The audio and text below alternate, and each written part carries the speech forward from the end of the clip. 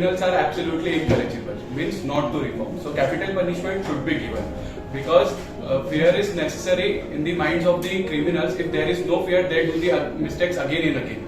So if I am talking about the Nirbhaya case, what thing happened at that case, we all know about that. So instead of the Nirbhaya case, there are lots of cases that are not under in the discussions. So if I talking about there are rape cases increasing day by day in the India. We all know aware about that. So according to the NCRB, that is National Crime Records Bureau, according to that records, there are around 31,000 cases were registered across the India.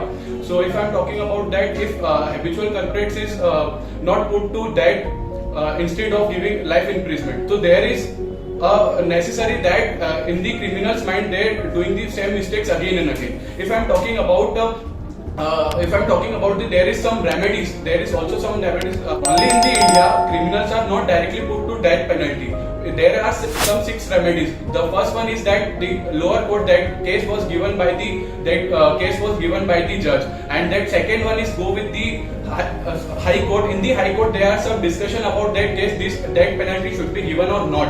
And this the third one is the Supreme Court. In the Supreme Court, they follow the articles 137. In the 137, they follow the review petitions. In the review petitions, if review petitions was rejected by that case, they go with the corrective petitions. In the corrective petition, if corrective petition was rejected, the last one is the mercy petition. In the mercy petition, there is some articles 72 and the article 161.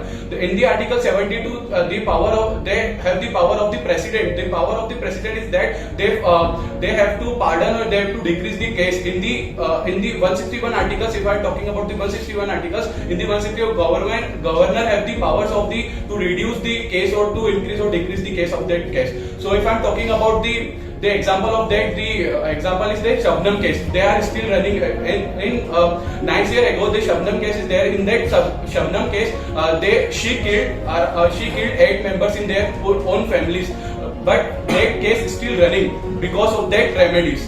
So if I am talking about, we are living in the as you all know that about that India, there are lots of corruption in the India, and corrupted officers is also there.